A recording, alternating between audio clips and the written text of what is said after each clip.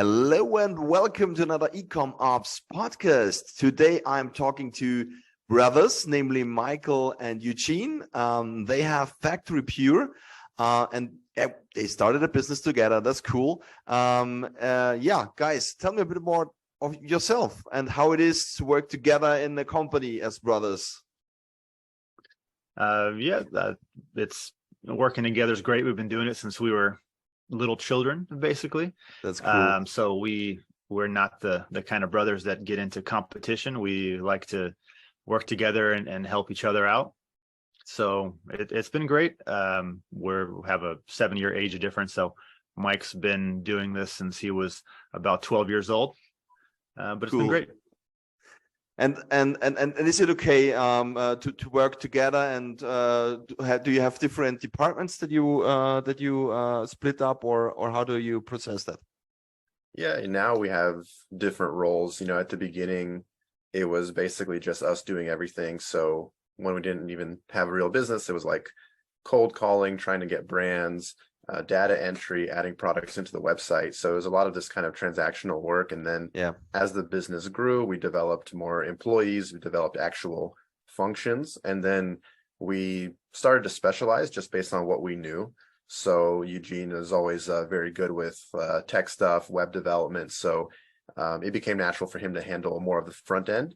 And then just from like my educational background, work experience, I had some experience in HR, accounting. And so I just naturally started handling some of the back office stuff, and things emerged pretty organically. We never had to have a formal conversation about who does what. We just took on the responsibilities that made sense. That's cool. You just did it. That's cool. Yeah. FactoryPure, guys. It's an e-commerce store. What are you doing? How did it came into e-commerce? We started e-commerce by accident. It's been probably 10 plus years, 15 years at this point. We started with electronics. We realized that we're able to have some arbitrage situations when we were younger on eBay where we could buy and resell different items. And we quickly realized that selling on eBay wasn't very sustainable for us because they take a big cut and wasn't really conducive to how we wanted to grow the business. So at some point, we threw up a very basic website, which at that point in time was much harder to do than it is now with Shopify and various other similar platforms. And really just started figuring the marketing aspect out. And at some point, that business didn't work out. So we pivoted to different products that we're selling now, which is power equipment, air purifiers. But we realized at some point early on that we learned a lot in the other business, and in some ways e-commerce is just e-commerce and the products that you sell don't really matter as much. Got it. And you mentioned it already, but I assume you are using it. What shopping cart solution are you using? We use Shopify. Shopify, yeah. As you mentioned, Shopify and others. How is the experience for you working with Shopify? How do you feel when you work with the shop system, and are there any issues that you face, or is there anything what is especially good because of that? There's certainly some limitations as you scale. I'll let Mike talk about that in a bit, but when you're starting out, it's a very easy to use platform. It's fairly inexpensive. You don't need a developer. You can start very quickly, easily. You can make your website in a couple hours, very basic website. And of course, you can customize it from there. But it's very easy for entrepreneurs that are starting out because you not only can make a website very easily and quickly yourself, but Shopify has a third-party app store where developers make custom integrations that you can use with your store, from anything to bookkeeping or anything from bookkeeping to, like, we used it even to make a custom menu. So we didn't want to hire a developer, pretty expensive. So there's some app where you make a dynamic menu and it looked pretty professional. So it's very easy to get going. As far as the limitations, I think as you scale, there's several we've run into recently, some with sales tax. Maybe Mike wants to touch on that. Yeah, so some of the limitations with Shopify is related to its own reporting. So sometimes the the sales reports and the sales tax reports doesn't accurately capture the amount of sales, refunds, partial refunds that you've actually processed. So especially if you're doing what's called manual capture, where you're not charging the customer's credit card right away. You're putting a hold on it for a few days, and then you're capturing the payment later. If you capture a different amount than what was authorized, for example, like if the customer changed an order or they dropped an item from their order, they added a new item, sometimes that confuses Shopify's own reporting system. And so if you pull up the sales reports or you pull up your sales tax liabilities, it's not going to actually reflect accurately what you owe. So we've built some workarounds to actually track that more accurately, and happy to speak to that later. But yeah, it's definitely this the reporting side of it can present some challenges at this scale. Got it. Yeah. I mean, do you code yourself things around Shopify, or do you meanwhile engage developers to build things for you, or are you completely satisfied by using apps and figuring out how it works? So we've always used, not always, but in the last probably 3-4 years, we've used a developer, a freelance developer, and recently, just a few months ago, we've hired a in-house developer. Oh, wow. So our site is very customized, and we work with a lot of different brands, vendors. They all have different shipping options. So as one example, so we need to do a lot of customization on the front end so that the customer knows when they're getting the item. And lately we've had a lot of focus, of course, on conversion optimization. So we wanted to bring somebody in-house that can give us these customizations on the back end that we can then control and make changes. So at the beginning, we didn't have a developer. First 3-4 years, it wasn't really necessary. We were trying to find a proof of concept. The going too heavy on the apps is not great either, because it slows your website down. So it's nice as kind of an accent when you're starting out to have a more professional looking website. And once you scale, once you get some proof of concept, it's a good idea to have somebody that hardwires everything in, because site speed is very important. With apps also, it's not necessarily you're using an app in place of a developer or a custom consulting or something like that. A lot of times for apps that we've used for some of the more complex workflows like sales tax or for order processing, we've still had to have a professional setup, workflow automations and things like that. So, one thing that we use a lot is Airtable, and we use Parabola to connect Shopify to Airtable. So Parabola is kind of like Zapier. And when it came time to develop some of these automations using apps, every business has a choice to make about, how much do the owners want to spend learning these tools and setting them up all together or on their own. And at the beginning of the journey of the business, it makes more sense to do everything yourself because you don't have any cash flow and you need to be more lean. But as the projects grow in complexity, for us, it just made sense to find an expert in some of these tools and pay them to configure the apps in a way that suits our business. So an app is not necessarily a substitute for paying somebody to do something. Yeah, I understand. I see this quite often. I mean, an app is an app and you need to deal with it.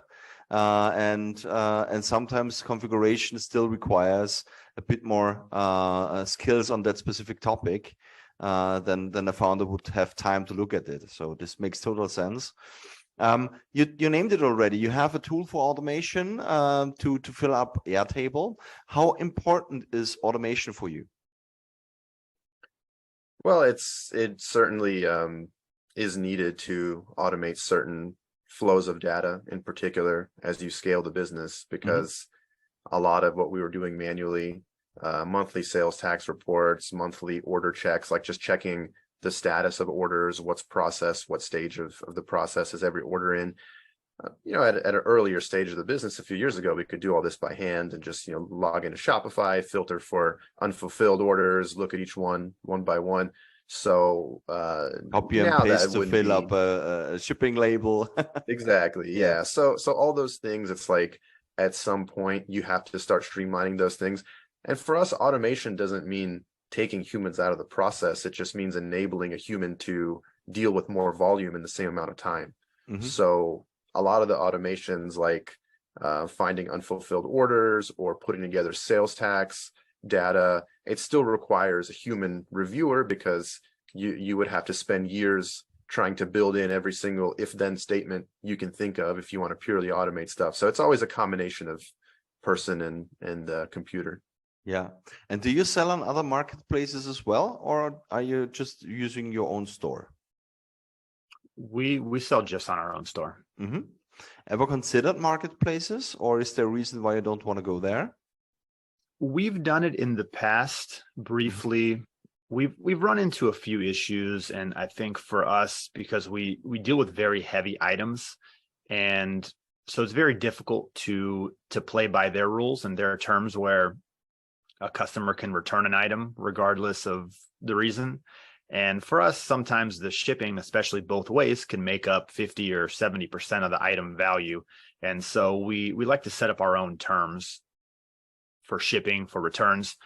And I think Amazon, eBay, they're okay for smaller, lighter items where, if you don't like it, go ahead and send it back. No worries. For us, we can't really operate that way. So we don't generally take returns on our products, just due to both ways of shipping. So that plus with e-commerce, the margins are very low and they take quite a cut. Yeah, I understand that. And I mean, when you deal with big things where you need some kind of cargo partner to transport that on a pallet, that's for sure something that is a bit more difficult to sell on marketplaces. Yeah. Got that. Yeah, especially now. So we're having issues with diesel, so freight shipping costs are more expensive than they've ever been. So it's even more difficult now to take returns and have this item shipped there for $300 and shipped back for $300, and the item costs $800. Yeah, I got it. I mean, we are talking about higher costs now. That's very interesting. I mean, we are closing 2022 soon. So how would you describe this year? Are you satisfied with the results? It's certainly been an interesting year. I think we can look at it two ways. One, we've certainly made some amazing strategic hires in marketing and web development and customer service that I think will power us through going forward. But it's been an interesting year. We've run into some issues that not just e-commerce, but all retailers came in this year, where we anticipated a supply shortage for longer than it ended up happening.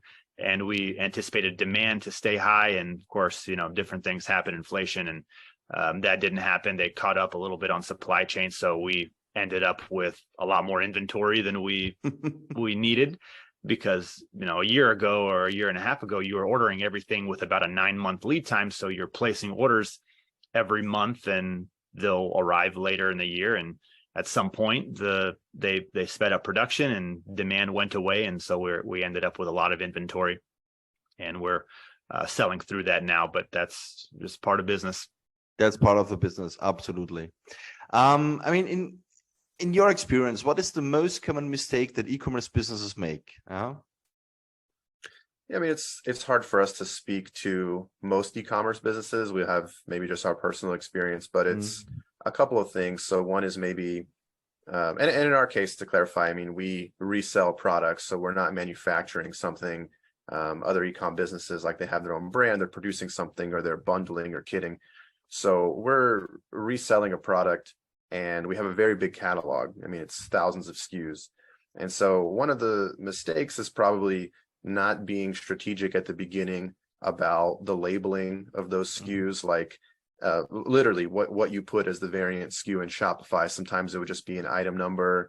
There wasn't really a clear pattern to it, and you have to maybe envision a future where you have a more diverse catalog of different products you're selling, or maybe you're going to be bundling them together. So you have to be kind of strategic about kind of the approach to titling the product and labeling these things, formatting the description in a way that you can apply the same logic to hundreds more, thousands more SKUs over the next few years, rather than having to go back and adjust the format of everything that you've already done. So that's maybe one mistake. It's a little bit general, but just not having like the long-term thinking. I've seen this quite often already. So it's really a common mistake. I've seen this quite often. A lot of startups do not think about SKU patterns before they start. They just put in everything. Most of them even without any SKU at all. So which is possible, even I think at Shopify, that you need not enter an SKU, right? You can just put it on, and this is something truly, yeah. As you grow, you need that. You need that pattern, especially when it comes to automation with maybe some stock keeping software or ERP software that you want to attach on later as you need it, because everything works with those SKUs or cheating codes. So that's I think very important. Thank you. And if you talk about the mistakes, is there anything that you say this was a really cool step, this really helped out and this helped us grow? Yeah, I mean, we have a lot of, especially recently with the automation, we've had a lot of interesting examples of things that help us scale. And I think too, to the previous point about the SKUs, that's kind of one example that's a microcosm of business as a whole, where when you grow, you don't really think where you're going to be in a year or two. And so it's just in general, you don't have the systems in place that help you grow and scale. And then by the time you get there, you're so busy and you're trying to retroactively put in these systems, it's much harder. So to take a look at where you're going to be in a couple of years and try to develop systems that you may not even need right now. But we use several apps. So we because a lot of our products are drop shipped, we used to manually open up Gmail and submit an order to different manufacturers, very time consuming for the gentleman that does that for us. And we have an app now that's synced with Shopify, where you essentially can click 20 different products and it already has those vendors' information stored. Press a button and it sends it out to all of them. We have some marketing automation that we've done recently, also through Airtable and Parabola, the workflows, where you really can do anything you want there. So we have one flow that helps us catch when orders haven't been fulfilled in a certain amount of time, because that's very difficult to do manually when you're dealing with hundreds of vendors. Things are just going to fall through the cracks, and you reach out to them and ask why it hasn't shipped, and they say, oh, you never saw the order. So there's always reasons. Okay. Yeah, so there are various reasons why orders haven't been fulfilled, or they're out of stock and they just don't let us know. So this app works the same way, where it'll pull in all of the orders that haven't shipped in, let's say, 4 days. And with one click of a button, it can send it to all the manufacturers with the specific order numbers to see what's the status. So we've really tried to use that automation in every facet of what we do. Another one is on the marketing side. We have it set up where if an order has certain key terms, like, for example, we work with a lot of contractors and plumbers and electricians. So if it has a certain keyword that this person may have a plumbing company or they're an electrician, it'll pull that email address into a separate email list where we can then do some targeted email campaigns where maybe we have new inventory that they would like. Cool. Thank you very much. Very, very interesting. Thank you. What do you think are the biggest challenges at the moment for e-commerce businesses? What do they face today, especially when costs are increasing so dramatically? So one challenge is just unit economics, and we've alluded to this earlier, where we can't take returns on a lot of what we sell, like heavy equipment, because it would become economically unsustainable to sell those things online if we had to eat the costs of returning them in buyer's remorse cases and things like that. And a lot of other e-commerce businesses, they sell a lot on Amazon, they're doing FBA or whatever it is they're doing, different products, but same problem as far as the unit economics, right? With Amazon taking a big percentage, they're not making much margin on each unit, so they have to rely on the volume. And so every business has this mix of margin versus volume, and it's hard to actually set up a profitable e-commerce business these days, probably because the market is so saturated. Price comparison is really easy. And in the United States, the other big challenge is going to be sales tax. So the sales tax laws have changed over the last few years in the US, and a lot of web store platforms haven't been able to adjust 100% in terms of the reporting. As I alluded to earlier, a lot of sellers are probably getting into it late, or maybe they're finding out the hard way that they should be charging sales tax on something if they're getting notified by a state. So this is a problem that's maybe specific to the US, but it's going to be facing everybody who grows beyond a certain volume of business, regardless of what product they're selling. Okay, got it. Yeah, very interesting. Thank you very much, guys. Last question for today. Who taught you the most about e-commerce in your career? Yeah, that's an interesting question. We didn't really have anybody specifically or any mentors or people that we dealt with that taught us about e-commerce. I think we learned through a couple of different ways. One was just trial and error when we started back in the day, which was a lot harder because they didn't have these platforms that we have now. So the store was going to be very, very basic and look nothing like it is today unless you hired a developer. And so we threw up a storefront, learned how the back end works, kind of evolved through there. And I think at that time when we were trying to find something else to do or some other products to sell, we listened to a lot of podcasts much like this one. So that taught a lot. That actually gave us the idea even of what we're doing now. It was a specific podcast. So we would spend a lot of time with audiobooks, podcasts.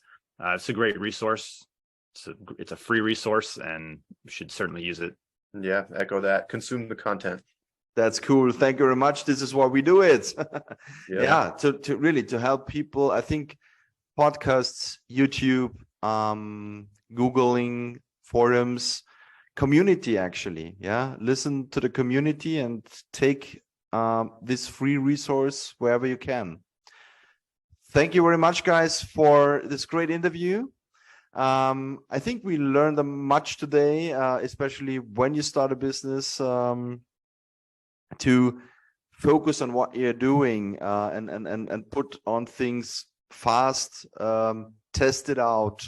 This is what I've a bit heard from you. So you put up a website fast, you try to sell it, build it yourself, to learn from that, and you step by step grown the company in a very stable surrounding and environment, and that's something that is really cool when a business grows slightly but stable, and put an SKU on all your products when you start.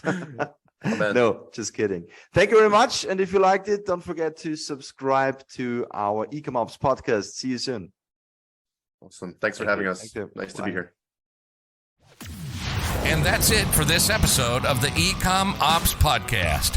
If you enjoyed listening and would like us to find and interview more e-commerce operations experts, please search for eCom Ops Podcast in your favorite podcast listening app, and then subscribe, rate, and review. Until next time.